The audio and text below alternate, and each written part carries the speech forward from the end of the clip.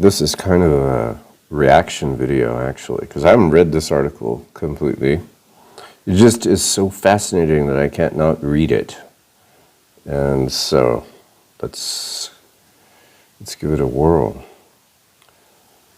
It's called The Cabala, Gnosticism, Freemasonry, and Religious War, which I suspect is a summation of how the 20th century was controlled, and in a very big way. And I suspect this traces the origins of the methods and techniques that were used, and that we should be very conscious of today. It's fascinating. This is from 2000, November 3rd. This is Executive Intelligence Review, Volume 27, Number 43, November 3rd, 2000. And you can find it really easily. And here we go. There's no...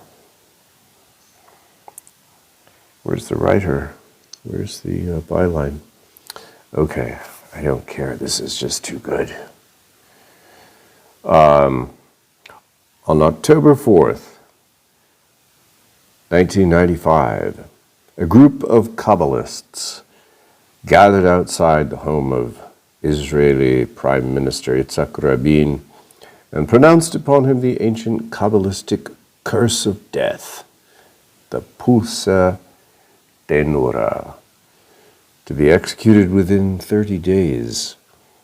Exactly 30 days later, Rabin was dead, killed by Yigal Amir, a young fanatic under the influence of the teachings of Rabbi A.I. Kook. Amir's acts had been approved beforehand by a group of Kabbalistic rabbis.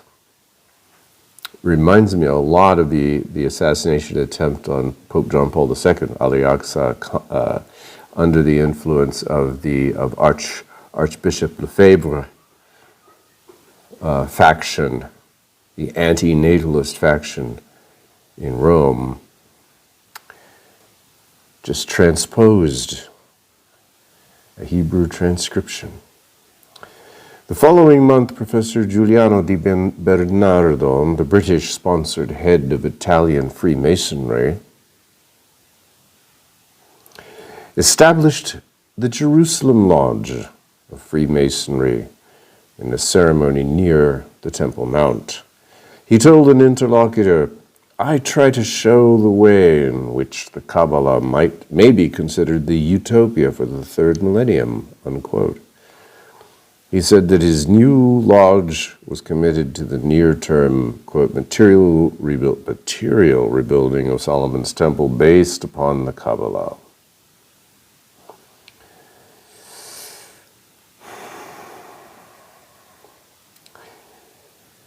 The ancient Gnostic heresy, the Cabala, is the quote-unquote red dye by which one may trace the assassins and would-be temple builders from the streets of Jerusalem and the occupied territories back to their controllers in the elite Freemasonic lodges in Britain run by the Duke of Kent on behalf of the House of Windsor, those who are now unleashing a new 30 Years' War in the Middle East. Created in Babylon during the first 2 or 3 centuries after the birth of Christ, the Cabala was constructed upon the alleged mystical properties of the 22 letters of the Hebrew alphabet and the 10 Sephiroth, or emanations of God, as depicted in the Kabbalistic Tree of Life, which combined yield a mystical 32 paths to redemption.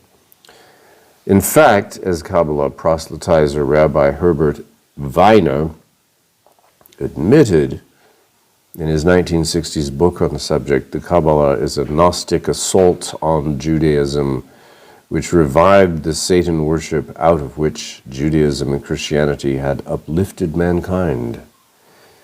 Quote, "This feeling for the reality of evil and power of the demonic found its expression through the Cabala, which also became a vehicle for the re-entrance into Judaism of old pagan superstitions.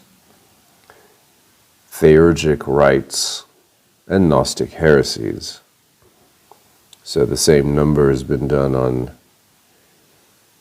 Islam and on Christianity through Freemasonic manipulation. Beginning in the 16th century, the financier oligarchy of Venice, again, Venice, which city had already been for centuries the world's most evil and powerful financial center, sponsored a revival of the Cabala as part of its deployment of mysticism and religious warfare against the Christian Platonic method, which had given rise to the Golden Renaissance and to the new institution of sovereign nation states. We've gone over that ground quite a lot, especially in this last series that I'm in the middle of reading. The polarity that exists, two factions of ruling elite, one in line with Christian Platonism, the other in line with financier oligarchy, black magic, Babylonian money magic, and obfuscation, and Aristotelianism. A member of one of the oldest families of Venice, Francesco Zorzi, who specialized in religious warfare and who played a key diplomatic role in 1508 to 1509 in breaking up the anti-Venice League of Cambrai in 1525, wrote a book, De Harmonia Mundi, Harmony of the World, based upon a quote-unquote Christian form of Cabala. Zorzi claimed that Solomon's temple was designed by the grand architect of the universe and that it held all the mystical secrets of creation. Zorzi brings the Cabala to England. Zorzi personally transplanted these Kabbalistic ideas to England when he served as the chief divorce counselor for Henry VIII, encouraging the king to dump his queen, Catherine of Aragon, daughter of Ferdinand and Isabel, the monarchs of United Spain. The divorce in favor of the temptress Anne Boleyn split England from the Catholic Church and ushered in the English Reformation and bloody Catholic versus Protestant fights in England and on the continent, including England's wars with Spain. As reworked by John Dee and others, Zorzi's De Harmonia Mundi gave birth in 17th century Britain to all of modern Freemasonry. Take note of all this. There's so much to take note of and sort of, I would say, lock in this article as a basis for understanding what's happening, what has gone before and where we are and where it may go. This is not stuff that people talk about. The 32 paths of the Cabala became the ascending degrees of Freemasonry, up to the highest, 33rd degree. Zorzi, here we have it. Zorzi was fluent in Hebrew, also propagated a new messianic apocalyptic form of Judaism based upon the Cabala, which stressed the near-term appearance of the Messiah and the rebuilding of Solomon's temple. Zorzi's messianic Cabala gave rise under Venetian sponsorship to the first movement in more than 1,400 years to return Jews to Palestine. Wow! And I had been only going back as far as 1840 in Lord Palmerston's letter to David Urquhart, the British ambassador to the Ottoman Empire, and his making this urging, this suggestion for political purposes, and I always referred to it as modern political Zionism, suspecting there was something deeper and older. And then, of course, you can go back to Napoleon was the first person to advance, to promote the idea of a Jewish homeland in Palestine. But here we're going back. Let me just read this again. I love this. Zorzi's messianic Cabala gave rise under Venetian sponsorship again to the first movement in more than 1,400 years to return Jews to Palestine. It also gave rise centuries later to Rabbi A.I. Kook. I think that's how you say it, I have no idea. So this kind of shows that there's a continuity and periodic emergence of this notion taking hold and finally coming to this horrible flowering at the urging of Lord Palmerston, leading up to what we see today. You know, going back, you could say Lord Palmerston, 1840, then the what was what is it? Queen Victoria's expedition. What was it called? What was it called? The Palestine Exploration Fund. That's what it was. In the 1870s, it went in and began to establish a British footprint. And then you had the takeover of Palestine by the British using the military in 1917. So, but this goes way back. In 1884, so the Venetian sponsorship comes way before this, but now we're jumping ahead. In 1884, so this is 44 years after Lord Palmerston's letter, the Prince of Wales, later King Edward VII, the Grand Master of World Freemasonry and a major troublemaker, basically the person who set up World War I. This was his grand work. His life's work was to set up World War I. Although he died a few years before, he must have, from the spirit world, clapped his hands in glee, because he'd really been the one to set it up.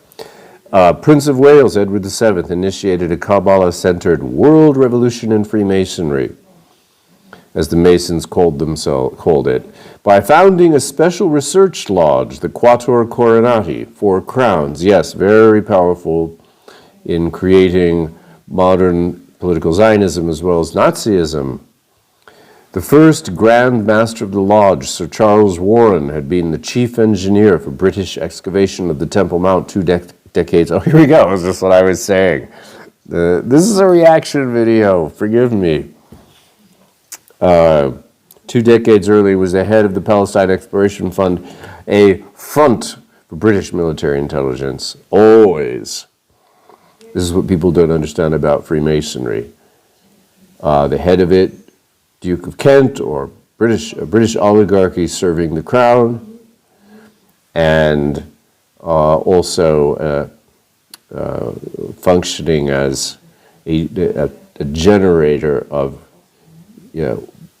of orders that are implemented through British military intelligence. The PEF employed such legendary figures as Lord Kitchener of Khartoum, T.E. Lawrence of Arabia, and was founded, in the words of Warren, with the avowed intention of gradually, quote, these are his quotation, Sir Charles Warren, with the avowed intention of gradually introducing the Jew, pure and simple, who is eventually to occupy and govern this territory, unquote. The PEF is active today and has sponsored 2 of the 3 major theorists on the subject of where the temple really stood, including the Quator Coronati's Asher Kaufman, and is reissuing Warren's original reports on his excavations of the Temple Mount. The speech inaugurating the Quator Coronati Lodge was entitled Freemasonry as Seen in the Light of the Cabala. The new lodge, with its emphasis on Palestine and the Cabala, was a key component of the British strategic policy to establish a British Jewish protectorate in Palestine to protect the pathway to India, quote, the jewel of the British Empire.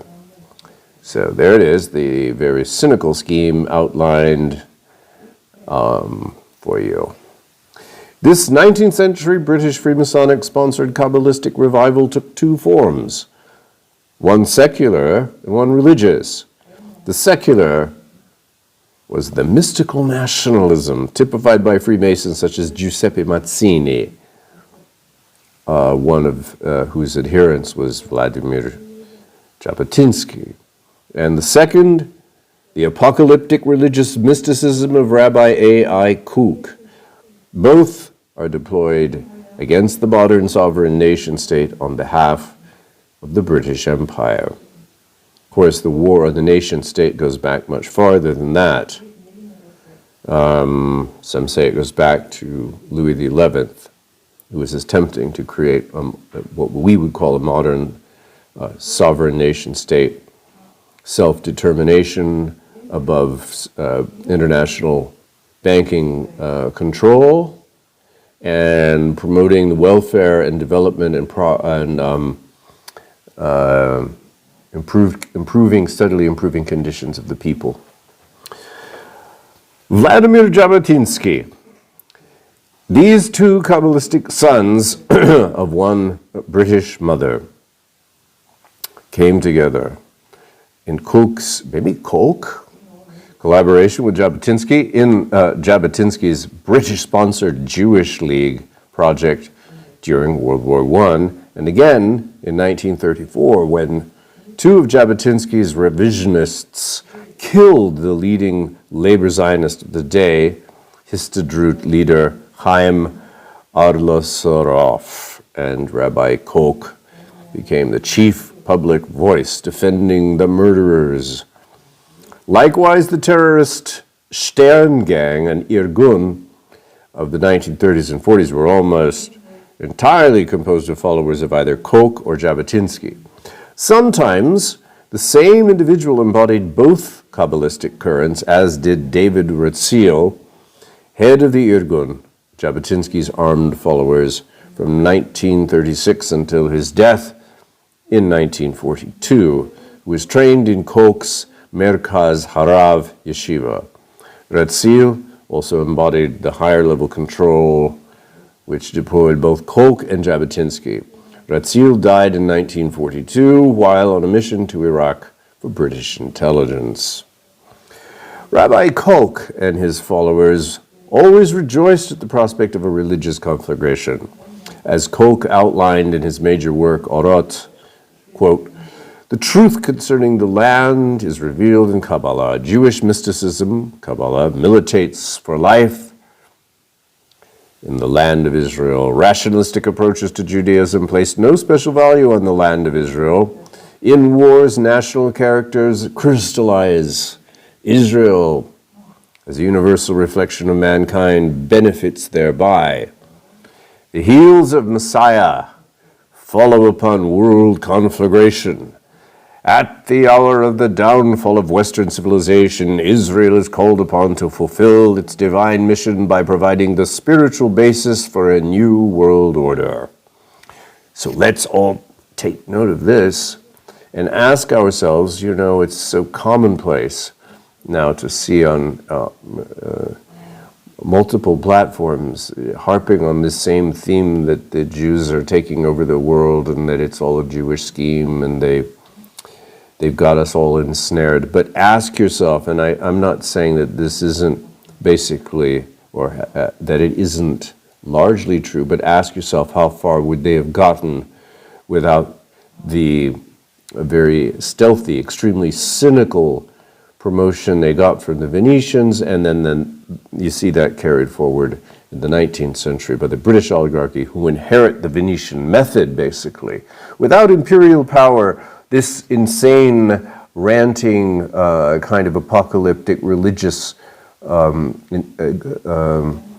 delusional mind control is powerless. You've got to have both. You've got to have this very cynical, utterly amoral, extremely clever, very powerful with religion. It's got to have, not religious, it's got to have military. It's got to have power. And then you fan it. You fan the flames of kind of with this. You apply the fuel of the kind of insanity that whips people up and gets people to commit to kill and die for it. That's how you get the average idiot so intoxicated with this nonsense that they'll support it. So they work very much together, right? With this mindset, Rabbi A.I. Koch's son and successor, Rabbi Zvi Yehuda Koch, was ecstatic about the Six-Day War in 1967, in which Israel captured East Jerusalem. Immediately after that war, the Quattro Coronati Lodge sent its agent, Asher Kaufman, to Jerusalem to begin studies on where Solomon's temple really stood. And again, the search for Solomon's temple, this does go back to the Palestine Exploration Fund in the 1870s. It was the same. We've got to find that temple. I made an earlier video about that and the centrality of Solomon's temple to this whole nonsense. While Koch's Merkaz Harav Yeshiva soon gave birth to the entire West Bank settlement movement, as well as to Yeshiva Ateret Kohanim, set up to train priests for a rebuilt temple. Ateret Kohanim was headed by Rabbi Shlomo Aviner, leading student of Rabbi Koch, and an agent of Israel's domestic intelligence service, Shin Bet. The plot to rebuild Solomon's temple and to unleash a religious war beyond imagination has begun in earnest. So if you're looking at something on this scale, you're contemplating something on this scale, you can say, well, it's been 25 years and now, wow, we'd never thought things could reach such a psychotic level. And you say, well, 25 years is nothing in terms of the span of human history we're considering here. So we can see the forces at work and what's in the trajectory of it. We can look at the influences and the way these influences are integrated and coordinated. This article gives us so much. And then, this wonderful article by the very, I know it's, I just saw this, the very wonderful, great American historian and writer and activist and promoter of humanism. Insane fundamentalists in U.S. seek world war. Okay, well, here it is 25 years later. It's probably the same demographic. Texas-based Armageddonist J. Randall Price is a leading advocate among nominal Christians, now urging a mad descent into Jewish-Arab conflict, which they hope will bring on the end of civilization.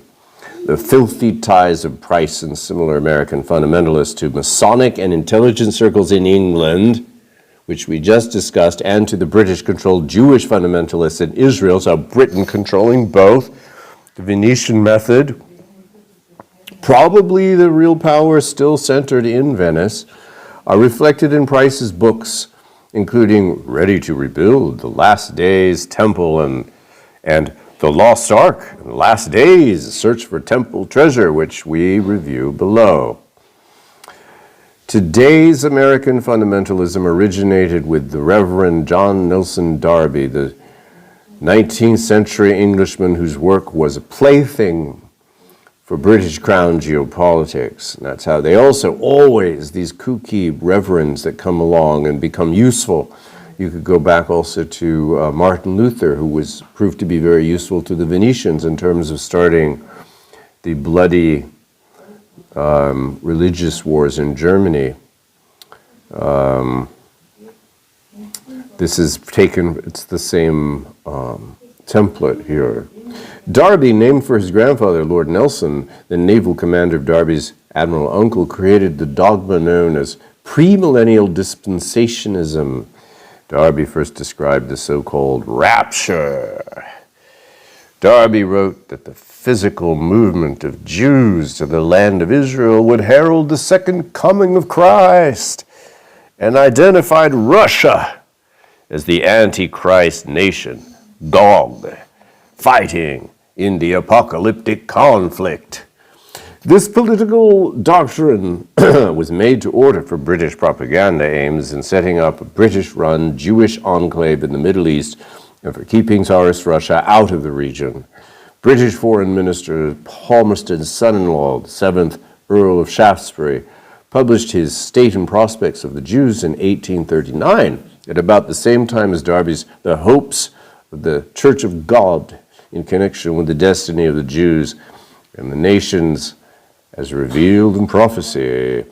Shaftesbury wrote that the divine plan for the stiff-necked, dark-hearted people of the Jews, was not for them to have civil rights in England, but to be sent to Palestine. Lord Palmerston soon instructed British diplomats that the Jews burned with a desire to be removed from Europe. Aha, you see, anti-Semitism.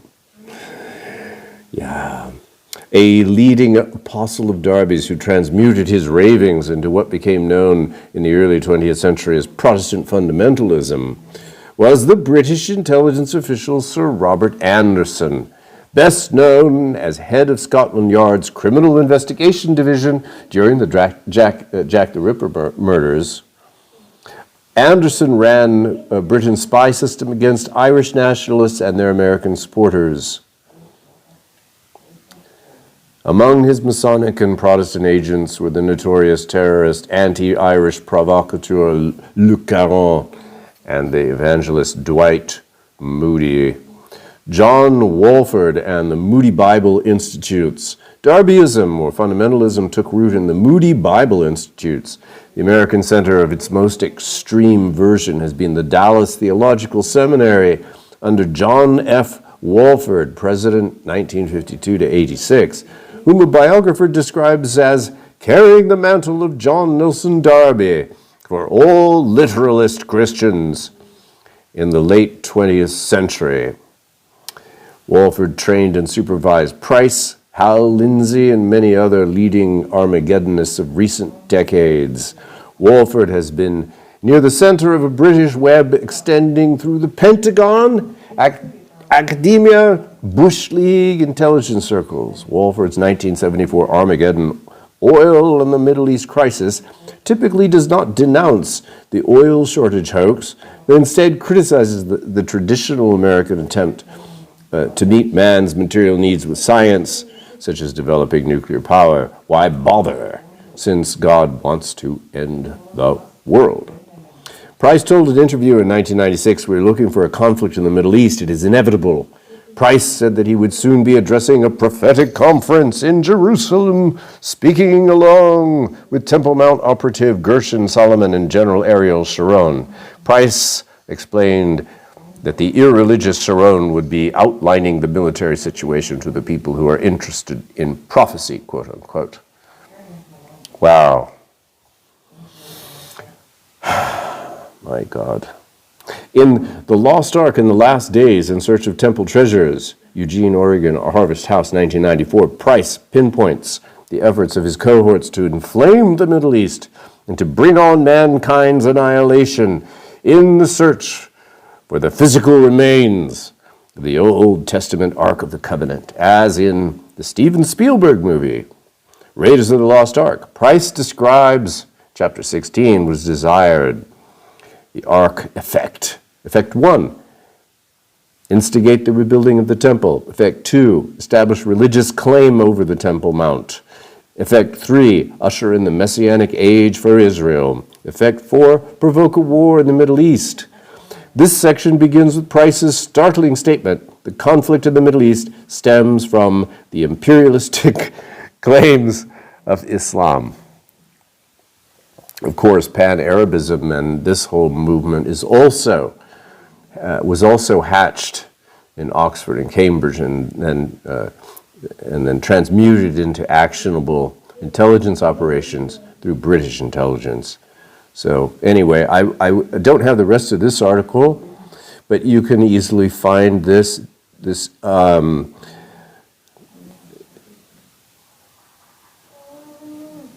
great bit of scholarship